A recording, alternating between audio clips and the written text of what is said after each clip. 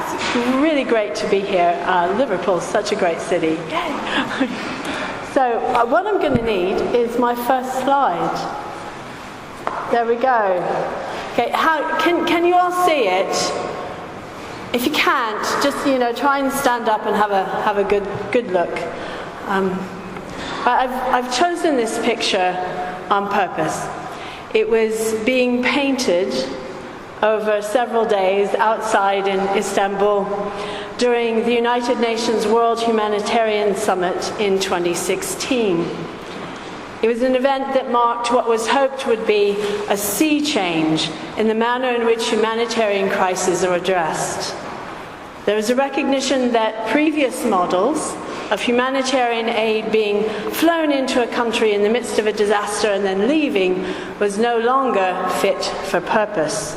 That most crises last, at the very least, 17 years or longer. We really needed a different strategy. And our current global situation is demanding that.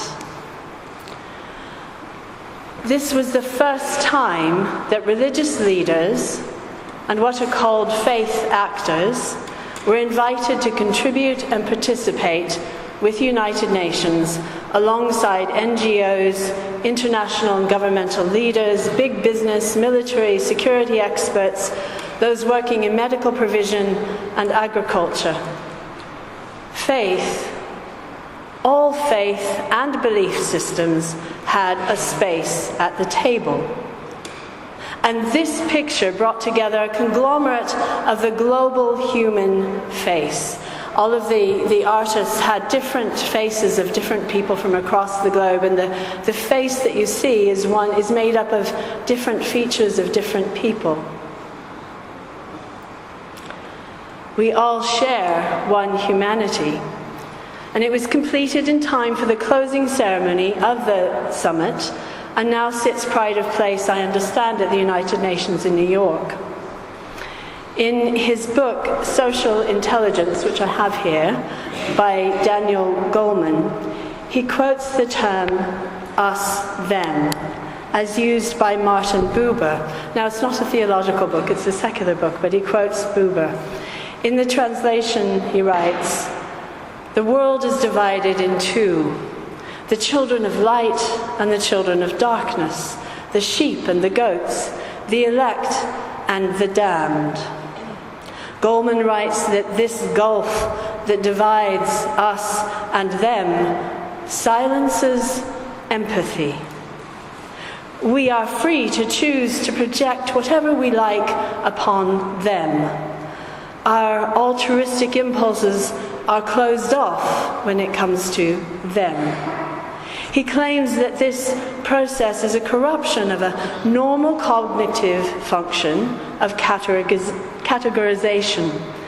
The human mind depends on categories to give order and meaning to the world around us, and this is how we navigate our way through an ever-changing environment. But it is negative bias that clouds our lenses when we seize on what confirms that bias and ignore what does not confirm it. This is prejudice, trying to prove itself. Anger and fear drive bias until the thinking part of our brain no longer functions. Fear has taken over. Oftentimes our prejudices, when it comes to other, them, are so ingrained in our cultures that we're no longer cognitive of their existence, or they're slowly manipulated and exploited by outside influences that seek to control social behavior. One of the complaints of our modern culture is of the way media reinforces unconscious bias. And for anyone working in the area of atrocity and genocide prevention, we recognize the first steps in what leads to tragedy. Goleman contends these prejudices are fluid and can be transformed. He states that closeness, intimacy, relationship leads to reduction in prejudice. When we meet one another face to face, human to human, an emotional connection develops that eventually becomes stronger than prejudice. Around the world, it is recognized that the core feature of optimum human existence is the quality of relationships between people, the relationships that we have one another. And as was mentioned before, we're talking about love, which is what makes the next slide that we're going to show so shocking. Just before Christmas, not long after I'd moved here to Liverpool, I was walking through the city centre, right by Liverpool 1, the main shopping area. The crowd was in that pre-Christmas cross between looking forward to a jolly holiday knees up and frantic shopping for presents and food. In the midst of the crowd stood two young women, very attractive, handing out leaflets, and the youngest of the two rather accusingly shouting at the people, "Jesus died for you!" Now, this slide, I don't know if those of you at the back can see it, has some quite shocking images. There are graffiti that were left in a Hindu temple in the United States in Kentucky, not a place known for its radicalism.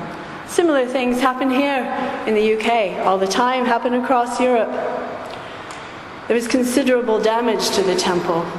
And it might be inconceivable to those of us sitting here that anyone would consider this to be a way of converting others to Christianity. Among the things that are written are, Jesus is Lord. Jesus is Lord of all. The Christ, the cross is everything. This is a bullying violence. This is not evangelism. But sadly, it's not an isolated incident. And I would contend that anytime someone enters into the space of another with the intention of forcing or unduly influencing conversion, is nevertheless working along the same spectrum. You have the next slide. This is a demonstration. The police are wearing the yellow jackets in this one, the yellow vests. This is a demonstration in Luton, and it's the lineup of police, and you can see there's a small gathering they were EDL demonstrators. And those of us from the churches were acting, and the mosques were acting as police observers and supporting the community. And if we can move on to the next one. And from the EDL we then grew into Britain First, which began using Christian symbolism. They walked through an area of Bury Park that's predominantly Muslim, but there are, I don't know how, there's something like 26 churches within one very, very small area. But nevertheless, the Britain First people, Paul Golding and Jada Franson, said, it was a no-go area for Christians, so they were going to carry the Christian cross through this particular area. And you can see on the far right end is Jada Franson confronting a young woman. Now, I know her. She's a mum that she had 3 small children with her. She'd just come from shopping. Jada Franson went right up to her, with this cross in her face, and was confronting her. At the bottom is a more, I've shamefully lifted it from the internet, but it's a picture of James Goddard, very, very recently in Parliament Square, and on his jacket, sorry. Yeah, that's it. He's got written, "Have you found Jesus?" Even before he came in the news after Christmas, I saw him in December. He was doing the same thing, very much pushing people. And he was pushing them to support the church. Now, in the bottom left here, I've got a quote.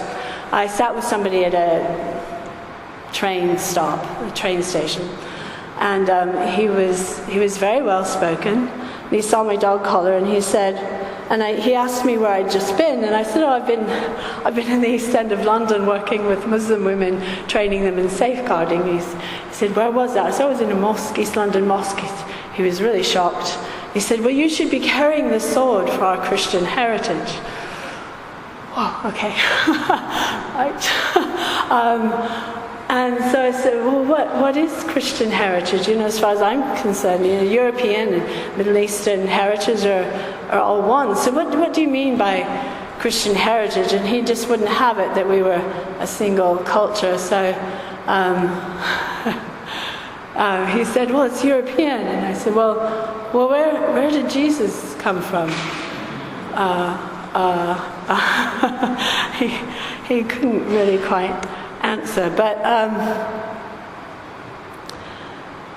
this is what we're up against, is increasingly these Christian symbols are being picked out and used, manipulated by people for their own end, but it's coming out of what is essentially a Christian culture of we have this responsibility to convert other people. So where is that coming from? And how are we in our current world? How are we dealing with that? I think we need to learn how to function differently, which is why I was really excited about the title of this conference, Reclaiming Evangelism. How is this good news? So I'd like to move on to the next slide and start exploring this. Now this man, he's lovely. This is Jahangir. He's Baha'i. He's originally from India. He's chair of Religions for Peace UK and is of the Baha'i faith, and he works with the European Council of Religious Leaders. He wanted to meet me. Now normally I meet people in a coffee shop or something somewhere in London. No, he wanted to come out to my village, which at the time was in Hertfordshire. It really is the middle of nowhere.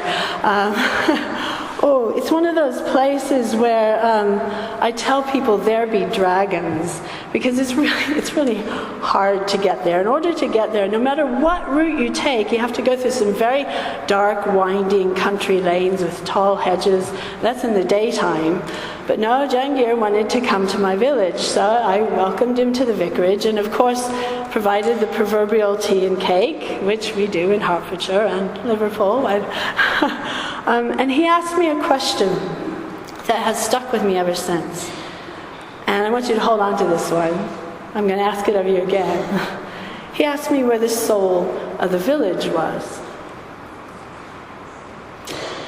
Now for me, as I was speaking with my friend, it was dawning on me that what I was about to say was in a way a kind of a metaphor for the wider church in our society.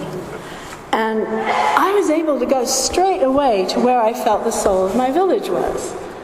I felt it was with the songwriters and the artists, the people who worked hard on the land, the ones who made the cakes and the bread and who ran the village shop and the pub. The soul was in all of those generous souls who in their everyday work and play share something of themselves in a spirit of grace and love and respect for those around them, regardless of their background and language or faith.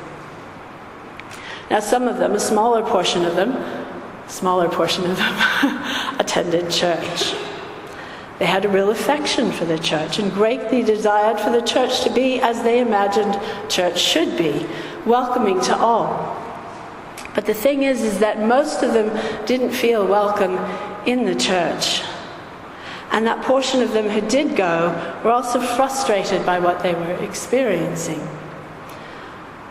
Those who were in the church really did believe that they were being welcoming and caring of the village, but the reality was that their faith had become bound up with their identity and their activity in the church.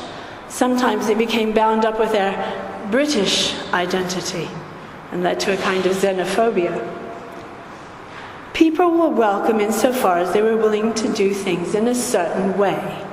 Now, I get this. The church was where this particular group of people felt they belonged, and as opposed to the tennis club or the rugby club, the church gave them a sense of belonging. And this was their place in the village. And they were going to hold tight onto that place, because if others came along, they might take over and they would no longer belong. And the world is changing very fast around us. Now, I've time and again heard vicars complain of the old guard, and I have to admit I've done my fair share of complaining too about the need to get rid of them in order to make room for growth, in order to catch up with the rest of society, in order to appeal to the younger generation. Now, those people who I consider to be the soul of the village didn't want that to happen. They had no intention of taking anything away from anyone. So they tolerated the status quo. They hoped that one day the church would welcome them. And if it didn't, it wasn't God's fault. Now, I realize this is a rather long metaphor, and I do believe there's a lot of goodwill out there for the church in our wider society. People of all faiths and none want us to be the best that church can be. But so much of what we're about is welcoming people on our own terms, so that we can keep things going in our own way. I would even venture to say that much of the church growth agenda is still about just that, about inviting people in order to stay just the way we are. All the changes proposed are window dressing. We haven't yet learned to be genuinely open and loving and appreciative of the grace others are able to bring, and that we might experience when we step outside the doors. Now I'm going to ask for the next slide.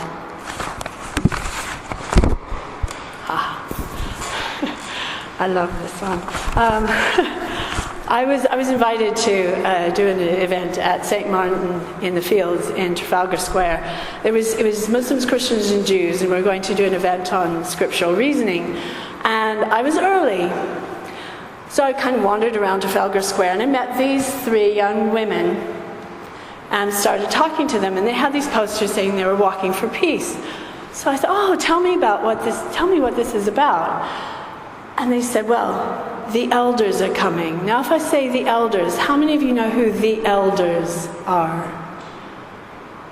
If I were to say the elders are a group of people that were started by the Dalai Lama, Archbishop Desmond Tutu, Nelson Mandela, former President Jimmy Carter. Would you know who I'm talking about? No? Okay. Well, it's a group of older people, men and women, who they feel that they've kind of gone as far as they can go. So really they just want to give back to the world, not just to society, but to the world. So these are really people of substance. And they were coming to give a statement at Trafalgar Square at 6 o'clock. I was like, oh my word, the elders are coming. I was really excited. So I went inside and I told my friends, because we were meeting for tea before our event, and I said, the elders are coming. And they said, who? So I kind of explained, okay, look, it's like Nelson Mandela, okay, he's dead now, but Jimmy Carter and the Dalai Lama and all, well, they're coming. I said, well, I don't know who's coming, but somebody's coming and they're going to give a statement. And they said, well, is it going to get in the way of ours? And I said, well, no, because it's before ours, but I think we should go out. And these are, of our group, I was the only one that went out. So I had a great time. Let's go to the next slide. Yeah, so I went back out, and there was, it's not a great picture, I was taking it from a distance, but it shows, you can just about see him. There's a guy in a black suit just kind of slightly to the left of him. That's Kofi Annan. So he was speaking in Trafalgar Square, along with some different young leaders of different faiths. And then Nelson Mandela's widow also came and spoke. And they were amazing. And a big portion of the square was full of, guess what, that younger demographic that everyone wants to connect with so much, about 18 to 35-year-olds, was full. But none of our established faith groups were really interested in coming out. So there we were. Hey, I had a great time. I went back in, told them all about it. Oh, we missed it. Yeah, you did. You didn't go out. That's the point. You have to kind of go out. Right, so let's go on to the next slide. So this is one street in Highfields in Leicester. So there's a church and a mosque and a synagogue and a Hindu temple. You could say one street, one village, one city, one nation, one world. Now, most of our streets aren't going to look like this. There's a few here in Liverpool that do, but most don't.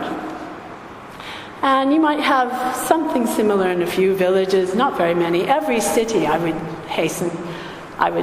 really believe every city has some grouping of other faiths with them. My own Hertfordshire village, which appears, that I moved away from, appeared to be very white middle class. But when I went to visit it for the first time, I was told about the corner shop, and that the owner of the corner shop used to come to the church. Well, he did. He still does. Comes to the church every Sunday morning at 7:30, and he brings something, an amount of money that he puts in the collection plate, and he brings a little sweet granola bar or something for whoever's taking the service, and he bows at the altar and he says a prayer, and then he goes to the priest and he receives a blessing. And that's what he does every single Sunday morning. His name is Sanjay. He's doing his Hindu devotion every Sunday morning in the church. Now that village had Hindus and Sikhs. We had Sikh drummers that came and did stuff for the May festival. We had Muslims from Iraq and Turkey. We had Baha'is from Iran. We had Jews who were from Britain. We had Christians, we had humanists, we had all, but you wouldn't have known it. You wouldn't have known that it was such a multi-faith, multicultural place, this little white village in Hertfordshire. Every single church that I have been in or served in or worshipped in has had people of other faiths of some description. Either their children taking part in the nativity play, high school kids coming in to light a candle in front of a statue of the Madonna who were Hindu children. People of other faiths have come in and they've sought sanctuary for their prayer and their thoughts in the church. Move on to the next slide. This is also my little village in Hertfordshire.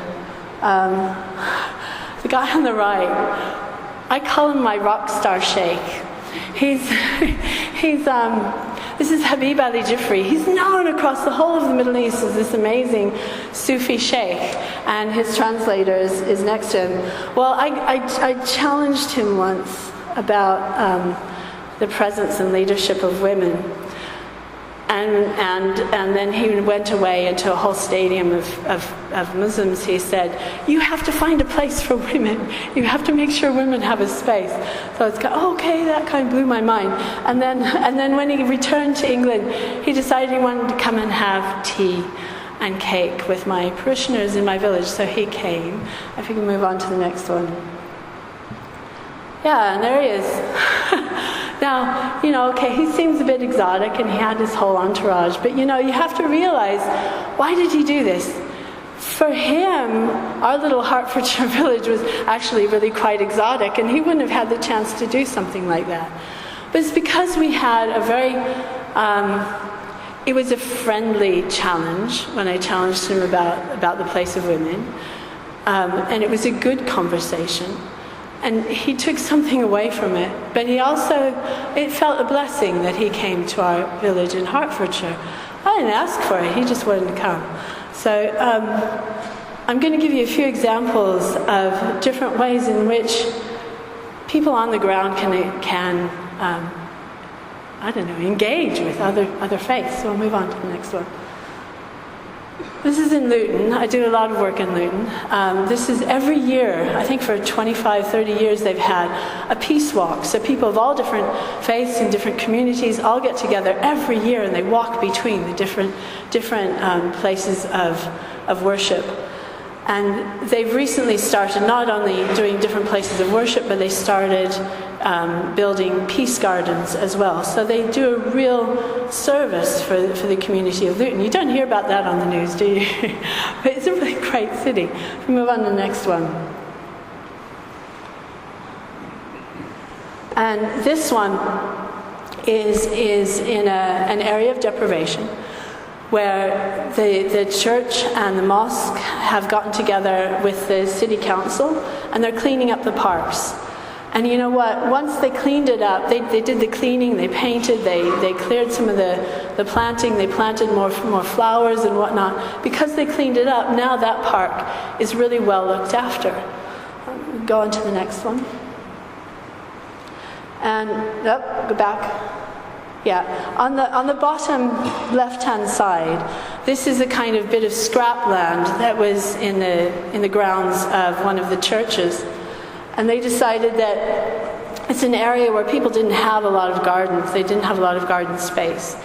So what they did with the church is they turned over part of it to a peace garden and part of it to little allotments. And they worked together as a community, as a neighborhood. And they built these gardens, along with a little cat at the bottom, who is like adopted as the neighborhood cat. If you go on to the next one. And this is another, and I'm starting to draw to a close now, is welcoming refugees. Now, I really want to tell these stories, and we have here Nadine Daniel, who's the National Advisor on Refugees, and she works with the Community Support Program. What we have here is in the top right is a really good friend, Tony Rindle. His father had been on the Kinder transport, so his father was Jewish. And for him, welcoming people of other faiths, welcoming refugees, is incredibly important. And he's got a growing Iranian community in Watford. What I'm showing you in the picture is a young couple there. I think they're about to get married, but they only met in his parish. The young man had spent, when I met him, I interviewed a group of his parishioners. He'd spent about 10 years seeking refugee status. He still hadn't got it at the time that I spoke to him. I think he probably has it now. But he had come to Britain and had applied for refugee status, was turned down. This is typical. You get turned down the first time. Sometimes you have to appeal and appeal and appeal again. And it made him really down. So he tried going to Canada. And in Canada, he started going to church. He became a Christian. And in Canada, they said, "Why did you come here? You were in Britain. You'd be better off going back to Britain," which is what he did. So he's gone through this long process of about 10 years, still doesn't have refugee status, which has also meant that he couldn't work, so he's just kind of dependent on the goodness of other people. The young woman, she didn't say her story, but she must have had a very difficult time of it, and she had immediate refugee status.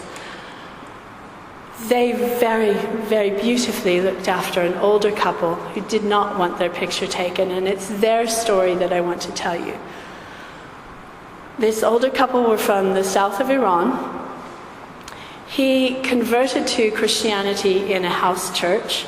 The house churches were considered illegal. Now, in Iran, you'll hear that it's against the law to convert to Christianity. That's not necessarily true. It isn't against the law. But people there really can't stand it because they think if you've converted to Christianity, then you've become westernized. So those that do keep it very quiet. Well, it became known that he was going to a house church. And what happens isn't that you get taken to court for becoming Christian, but there will be a trumped up charge, something that's false, and you'll be put in prison for that. Or you'll have an accident befall you, so you're killed, basically. It's not because it's illegal, it's because people really don't like it and they hate it.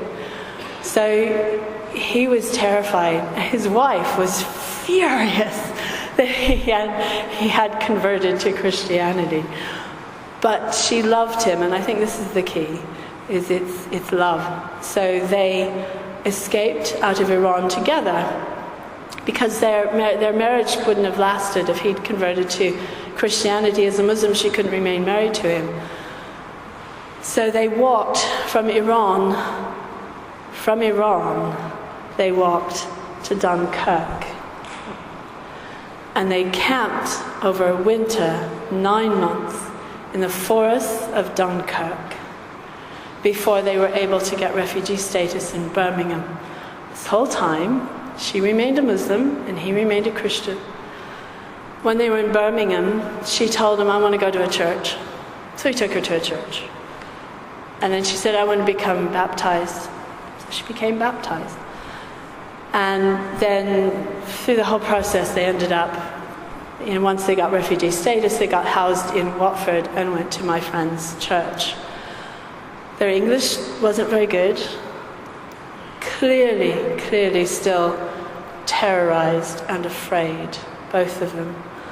But the amount of faith that each of them had in God and in one another and in the welcome that they had from the church, they'd do anything. I mean, Tony was so proud because he put each of them on the coffee rota. He said, if you're on the coffee rota, that's it.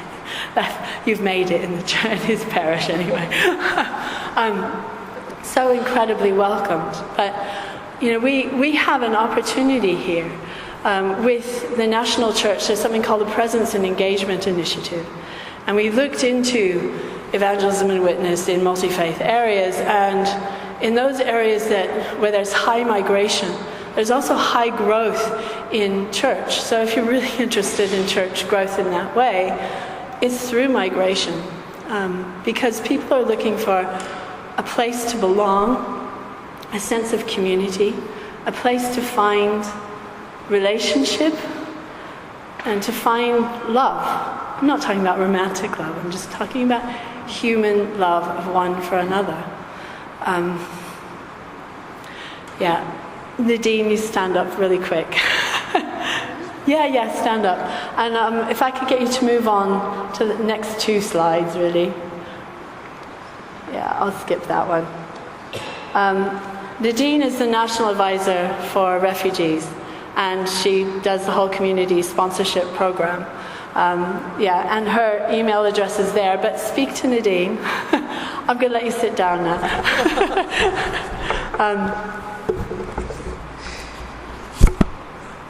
I think really when it comes to, if we want to talk about multi-faith areas,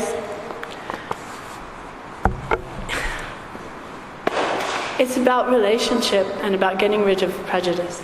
I'm just going to read you a poem. This is by Walt Whitman, Celebration of Human Love. I have perceived that to be with those I like is enough. To stop in company with the rest at evening is enough. To be surrounded by beautiful, curious, breathing, laughing flesh is enough. I do not ask any more delight. I swim in it as in a sea. There is something in staying close to men and women and looking on them, and in the contact and odor of them that pleases the soul well. All things please the soul, but these please the soul well. And just a little quote from W.H. Auden. I'm going to read a paragraph and then the quote, and then that's it. This is, the most of human history, the bitter antagonisms that stoked hatred between groups, including faith groups, were manageable in a strictly logical sense. The limited means of destruction available kept the damage relatively small. In the 20th century, however, technology and organizational efficiency made the destructive potential of such hatred immensely greater. As the poet of those times, W.H. Auden, so pungently prophesied, we must love one another or die. And I say we must love one another in order to live. So when it comes to other faiths, just love each other. That's it. Okay, thank you.